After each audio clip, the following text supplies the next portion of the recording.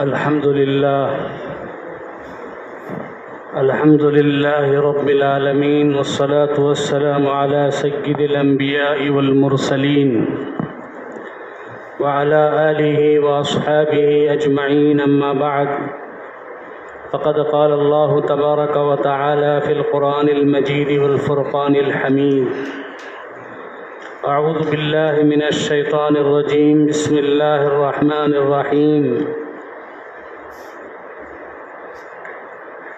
إن الذين كذبوا بآياتنا واستكبروا عنها لا تفتح لهم أبواب السماء ولا يدخلون الجنة حتى يلج الجمل في سم الخياط.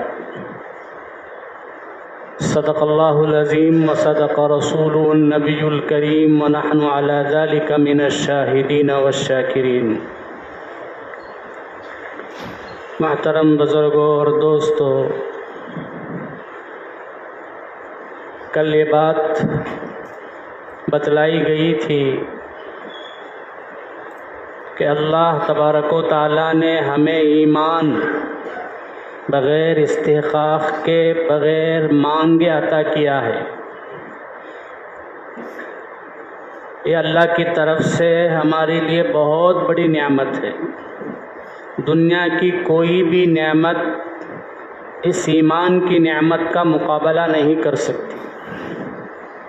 سب سے پہلے ہمیں ایمان کی قدر کرنے اور اس کی قیمت جاننے کی ضرورت ہے. کسی بھی چیز کی قدر اس کی ضد سے ہوتی ہے، اپوزٹ سے. دن کی قدر رات کے ذریعے ہوتی ہے، رات کی قدر دن کے ذریعے ہوتی ہے. گرمی کی قدر سردی کے ذریعے ہوتی ہے، سردی کی قدر گرمی کے ذریعے ہوتی ہے. اللہ نے ہمیں آنکھ دیا ہے، ہر چیز دیکھ رہے ہیں، اور ہمیں اس کی قدر کب ہوگی؟ جب کہ ہم کسی نابینا کو دیکھیں. پیر دیا ہے، آسانی سے چل رہے ہیں، تو ہمیں پیروں کی قدر اس وقت ہوگی جب کہ ہم کسی لنگڑے کو دیکھیں. حضرت شیخ سعدی علیہ الرحمہ کا واقعہ مشہور ہے. ایک مرتبہ حضرت مسجد کو جانے کے لیے نکلے تو جوتا ٹوٹا ہوا تھا، ان کے پاس اتنے پیسے نہیں تھے. تو دل میں چھوٹی سی شکایت ہوئی، میں کیسا آدمی ہوں، کتنا مصیبت میں مبتلا ہوں کہ میرے پاس جوتے خریدنے کے لیے بھی پیسے نہیں. تھوڑی سی شکایت ہوئی. اب ایسے ہی ننگے پیر چلے گئے. جب مسجد کے اندر داخل ہونے لگے تو دیکھا کہ مسجد کے دروازے پر ایک شخص بھکاری بیٹھا ہوا ہے، اس کے پیر ہی نہیں ہیں. تو حضرت نے فوراً احساس کیا، اے اللہ تیرا شکر ہے، چپل نہیں ہے لیکن اللہ تو نے مجھے صحیح سالم پیر دیا ہے. تو بہرحال بزرگوں اور دوستوں، ایمان کی صحیح قدردانی ہمیں اسی وقت ہوگی جب کہ ہمارے سامنے کفر کا انجام آ جائے. کفر کا کیا نتیجہ ہوگا، ایمان سے محروم ہونے کا کیا انجام ہوگا، یہ ہمارے سامنے آ جائے، تبھی ہمیں ایمان کی صحیح قدردانی ہوگی. بے شمار آیتیں ہیں. آج جو آیتیں پڑھی گئی ان میں بھی 2 آیتیں ہیں.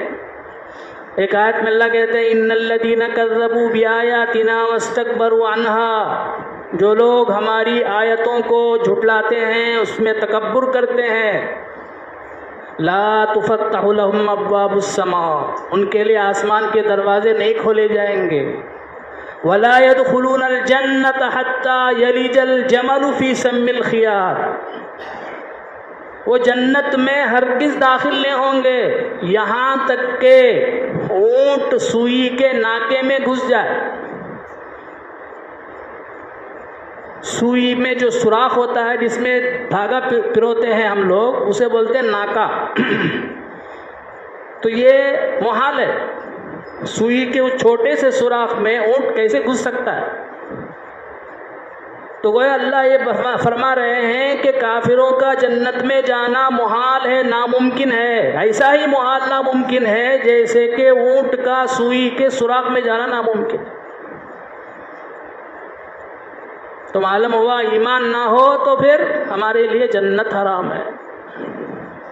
اور ایک آیت آج پڑھی گئی، اللہ تعالیٰ فرما رہے ہیں وَنَادَى أَصْحَابُ النَّارِ أَصْحَابَ الْجَنَّةِ، قیامت کے دن آخرت میں جہنمی جنتیوں کو پکار کر کہیں گے ان افیضوا علینا من الماء او مما رزقکم اللہ، ہمیں ہمارے اوپر تھوڑا سا پانی پھینک دو ادھر سے، ایک دو قطروں سے ہم اپنی پیاس بجھا لیں گے، یا اللہ نے جو بھی تمہیں دیا ہے کھانے پینے کے لیے اس میں سے کچھ پھینک دو ہماری طرف تاکہ ہم بھوک مٹا لیں۔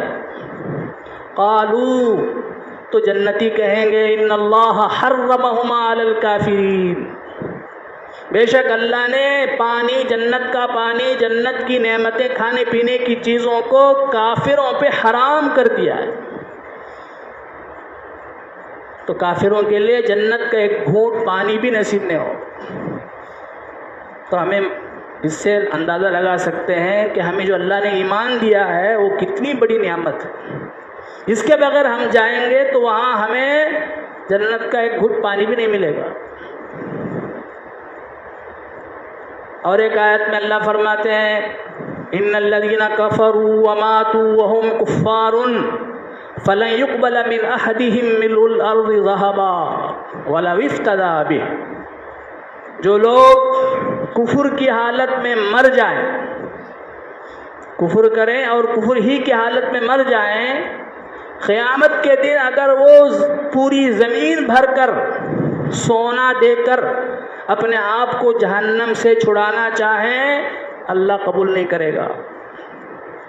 دنیا میں اپنی دولت کے نشے میں چور ہو کر جرائم کرتے ہیں، جرائم میں مبتلا ہو جاتے ہیں، کبھی چوری کر لیتے ہیں، کبھی قتل کر دیتے ہیں، کبھی پتہ نہیں کیا کیا کر لیتے ہیں، جیل میں جاتے ہیں، اپنی پوری جو ہے دولت خرچ کر کے وہاں سے آسانی سے باہر نکل جاتے ہیں، لیکن قیامت کے دن ایسا نہیں ہوگا۔ پوری زمین بھر کر سونا اللہ کے سامنے پیش کرے اللہ قبول نہیں کرے گا۔ اس سے معلوم ہوا کہ ایمان کی قیمت کا کوئی اندازہ ہی نہیں ہے۔ ایمان کی قیمت کے مقابلے میں پوری زمین بھر کے تمہیں سونا دو تب بھی اس کی قیمت نہیں ہو سکتی۔ تو ایمان اتنی بڑی قیمتی چیز۔ اور ایک آیت میں اللہ کہتے ہیں وَمَن يَرْتَدِدْ مِنْكُمْ عَنْ دِينِهِ فَيَمُتْ وَهُوَ كَافِرٌ، تم میں سے جو کوئی اپنے ایمان سے پھر جائے، مرتد ہو جائے اور کفر ہی کی حالت میں، ارتداد ہی کی حالت میں مر جائے، فَأُولَٰئِكَ حَبِطَتْ أَعْمَالُهُمْ فِي الدُّنْيَا وَالْآخِرَةِ، اس کے دنیا میں اس نے جو کچھ اعمال کیے سارے اکارت ہو جائیں گے۔ وَأُولَٰئِكَ أَصْحَابُ النَّارِ هُمْ فِيهَا خَالِدُونَ، وہ جہنمی ہوں گے اور وہ ہمیشہ جہنم ہی میں رہے گا۔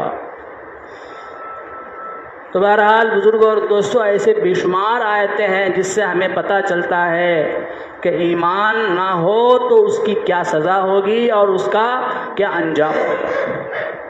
تو ایمان اتنی بڑی قیمتی چیز ہے تو ہمیں اس کو محفوظ کرنے کی، اس کو بچانے کی ضرورت ہے۔ ہم ایسے دور سے گزر رہے ہیں کہ اس دور میں ایمان کو بچانا بڑا مشکل ہے۔ ہر طرف سے جو ہے ایمان پر ڈاکے پڑ رہے ہیں، ہر طرف سے جو ہے ایمان پر حملے ہو رہے ہیں۔ تو ایسے وقت کے بارے میں، ایسے زمانے کے بارے میں نبی کریم صلی اللہ علیہ وسلم نے فرمایا یاتی علی الناس زمان الصابر فیہم علی دینہ کالقابض علی الجمر، لوگوں پر ایک ایسا زمانہ آئے گا کہ اس زمانے میں اپنے دین پر جمے رہنے والا ایسا ہی ہوگا جیسا کہ ہتھیلی میں آگ کے ڈلے کو پکڑنے والا، یعنی جس طرح آگ کے ڈلے کو مٹھی میں پکڑنا، لے کے رہنا مشکل ہوگا، ایک زمانہ ایسا آئے گا کہ دین پر جمع رہنا بھی اتنا ہی مشکل ہوگا۔ بزرگوں اور دوستوں، اسی دور سے ہم گزر رہے ہیں۔ اس حدیث کو ہمیں سمجھنے کی ضرورت ہے۔ اللہ کے نبی نے ایک مثال سے سمجھائی۔ اب اگر کسی کو کسی چیز کے ساتھ تشبیہ دے، مثال دے، تو جس چیز سے تشبیہ دی گئی ہے، جس چیز کی مثال دی گئی، اس سے پہلے جاننے کی ضرورت ہے، تبھی ہمیں وہ دوسری چیز سمجھ میں آتی۔ مثال کے طور پر بولے کہ چنئی میں پیرمیڈ میں ایک مسجد ہے، وہ مسجد وشارم کی مسجد خضر کے مانند ہے۔ تو اب یہ بات کب سمجھ میں آئے گی؟ جب کہ ہمیں مسجد خضر معلوم ہو، وہ کتنی خوبصورت ہے، کتنی بڑی ہے، کتنی چوڑی ہے، کتنی ہوادار ہے۔ تبھی جو ہے جس کی مثال ہم نے دی گئی ہے وہ سمجھ میں آئے گی۔ تو اسی طرح سے ہمیں یہاں کالقابض علی الجمر، مٹھی میں انگارہ لینے کو سمجھنے کی ضرورت ہے۔ کوئی آدمی مٹھی میں انگار کے ڈلے کو لے لے تو کیا وہ سکون سے رہے گا، چین سے رہے گا؟ نہ سکون سے کھڑ سکے گا، نہ سکون سے بیٹھ سکے گا، نہ سکون سے سو سکے گا، کہیں بھی اسے چین نہیں ملے گا، ہمیشہ پریشانی ہی پریشانی، تکلیف ہی تکلیف۔ تو اللہ کے نبی فرما رہے ہیں ایک زمانہ ایسا آئے گا کہ دین پر چلنا بھی ایسا ہی مشکل ہو جائے گا۔ ہر وقت ہر جگہ پریشانی ہوگی دین پر چلنے کے لیے۔ اللہ کے نبی یہاں دین فرما رہے، ایمان نہیں کہہ رہے۔ ایمان دین کا ایک حصہ ہے، ایک جز ہے، کیونکہ دین صرف ایمان کا نام نہیں ہے۔ دین کے اندر 5 چیزیں ہیں: عقائد، عبادات، معاملات، معاشرت، اخلاق۔ یہ سارے مجموعے کو دین بولتے ہیں۔ تو گویا حدیث کا مطلب ہوا کہ دین کے جتنے بھی شعبے ہیں، یہ سارے شعبوں پر عمل کرنے میں بڑی دشواریاں پیش آئیں گی۔ عقائد کے سلسلے میں دشواریاں پیش آئیں گی، جیسے کہ کل میں نے بتلایا کہ فتنے ہمارے عقیدوں کو خراب کرنے کے لیے طرح طرح کے فتنے دشمنوں کی طرف سے پھیلائے جا رہے ہیں۔ تو عقائد کی طرف سے بھی پریشانیاں، عبادات کے اعتبار سے بھی پریشانیاں۔ نماز پڑھنا ہمارے لیے مشکل ہو جائے گا۔ دیکھیے خبروں میں دیکھتے ہوں گے، زیادہ آتے نہیں وہ، یو پی میں، بہار میں، بعض جگہوں میں گھروں میں تراویح پڑھ رہے ہیں بعض مسلمان، ان پر بھی حملے ہو رہے ہیں۔ دین پر چلنا مشکل ہو رہا ہے، وہی دور ہے۔ معاملہ کرنا مشکل ہو جائے گا۔ حلال طریقے سے کھانا ہے ہمیں، تو اب اس کے لیے بھی مشکل۔ اب کسی بھی ہوٹل میں جا کے ہم گارنٹی سے نہیں بول سکتے کہ یہ حلال طریقے کا کھانا ہے، بول ہی نہیں سکتے۔ کیوں؟ دین پر چلنا مشکل۔ ایسے ہی معاشرہ، رہن سہن، محلے میں رہنا، آس پاس میں رہنے والوں کی طرف سے کبھی پریشانی۔ تو بزرگوں اور دوستوں، ہم ایسے دور سے گزر رہے ہیں، ہر لائن سے ایمان والوں پہ مصیبتیں آ رہی ہیں، فتنے آ رہے ہیں، پریشانیاں آ رہی ہیں۔ تو ایسے وقت میں جو دین پر جمے رہے گا وہی جو ہے کامیاب ہوگا۔ ایسے وقت میں جو ہل جائے گا، جو ڈر جائے گا، جو ایمان سے پھر جائے گا، جو گناہوں میں مبتلا ہو جائے گا، بزرگوں اور دوستوں، وہ ناکام ہوگا۔ تو ایسے دور میں ہمیں ایمان پر، اپنے دین پر، اپنی شریعت پر مضبوطی کے ساتھ جمے رہنے کی ضرورت ہے۔ اور ایسے جمے رہنے والوں کے لیے بڑی بشارت ہے۔ اللہ کہتے ہیں ان الذین قالوا ربنا اللہ ثم استقاموا، جو لوگ کہتے ہیں کہ ہمارا پروردگار اللہ ہے، یعنی اللہ کے اوپر ایمان رکھتے ہیں، ثم استقاموا، پھر اپنے اس عقیدے پر مضبوطی سے جمے رہتے ہیں، تتنزل علیہم الملائکہ، تو موت کے وقت میں ایک تفسیر کے مطابق اور ایک کے مطابق جب ان کو دوبارہ خبر سے اٹھایا جائے گا اس وقت میں، اور ایک قول کے مطابق ان کے دلوں میں اللہ ڈالیں گے یہ بات، اللہ تخافوا ولا تحزنوا، ایسے مضبوطی سے دین پر جمے رہنے والوں کے دلوں میں اللہ تبارک و تعالیٰ یہ بات ڈالیں گے کہ اے مسلمانوں مت ڈرو، غم مت کرو، یہ چند روزہ تکلیف ہے۔ موت جو ہے تمہاری یہ ساری تکلیفوں کو ختم کر دی، جب یہ ختم ہو جائے گی تو پھر وہاں تمہارے لیے بس آسانی ہی آسانی ہے۔ آدمی چاہتا ہے کہ ایسی صحت ملے کہ کبھی بیمار نہ ہو، ایسی راحت ملے کہ کبھی مصیبت تکلیف ہی نہ آئے، ایسی جوانی ملے کہ کبھی بوڑھا ہی نہ ہو۔ اللہ کہتے ہیں دنیا میں تو ایسا نہیں ہوگا، یہ اللہ کی حکمت ہے، لیکن وہاں میرے پاس جب آ جاؤ گے تو تمہیں کسی بھی چیز کا غم نہیں ہوگا، کسی بھی چیز کا ڈر نہیں ہوگا۔ وَلَكُمْ فِيهَا مَا تَشْتَهِي أَنفُسُكُمْ وَلَكُمْ فِيهَا مَا تَدَّعُونَ، تمہیں وہ سب چیزیں ملیں گی جو تم چاہو گے اور جو تم مانگو گے۔ ایک واقعہ بتا کر اپنی بات ختم کرتا ہوں۔ علامہ ابن حجر عسقلانی رحمۃ اللہ علیہ نے الاصابہ میں ایک واقعہ نقل کیا ہے، اس سے پہلے بھی میں نے شاید بتلایا۔ عبداللہ ابن حذافہ سہمی رضی اللہ عنہ رومیوں کے ساتھ لڑائی میں کسی طرح یہ اور ان کے ساتھی قید ہو جاتے، گرفتار ہو جاتے ہیں۔ اب روم کا بادشاہ اپنے دربار میں ان کو بلا کر کہتا ہے کہ تم سب اگر نصرانی ہو جاؤ گے تو میں تمہیں اپنی حکومت میں شریک کر لوں گا۔ حکومت کی خواہش دلایا۔ وہ تو صحابہ تھے، انہیں معلوم تھی کہ ایمان کی قدر و قیمت کیا ہے۔ انہوں نے فوراً ٹھکرا دیا، انکار کر دیا کہ ہمیں تیری حکومت میں شرکت کی کوئی ضرورت نہیں ہے، ایمان ہمارے لیے سب سے بڑی نعمت ہے، اس کے سامنے کوئی بھی چیز، کسی چیز کی کوئی قدر نہیں۔ تو اس نے کہا کہ ان سب کو جو ہے سولی پہ لٹکا دو۔ اب یہ سب جب سولی کے تخت پر چڑھنے کے لیے جا رہے تھے تو خوشی سے جا رہے تھے۔ اس نے دیکھا کہ انہیں ڈر ہی نہیں ہے، تو ان کو ڈرانے کے لیے اپنے قیدی کو کھولتے ہوئے پانی کے دیگ میں لا کے ڈال دیا۔ تھوڑی ہی دیر میں وہ قیدی جو ہے ہڈی ہڈی ہو گیا، اس کے پورے جسم کا گوشت جو ہے وہ پگھل گیا سب۔ یہ دکھلا کر کہا تم اگر میری بات نہیں مانو گے تو تمہارا یہی اشر ہوگا، تو جو بھی کر لے ہم ہرگز تیری بات نہیں مانیں گے، اپنا ایمان نہیں چھوڑیں گے۔ تو اس نے حکم دیا کہ جاؤ ان سب کو جو ہے کھولتے ہوئے گرم پانی کے دیگ میں ڈال دو۔ اب جب جا رہے تھے تو عبداللہ ابن حذافہ سہمی رضی اللہ عنہ رونے لگے۔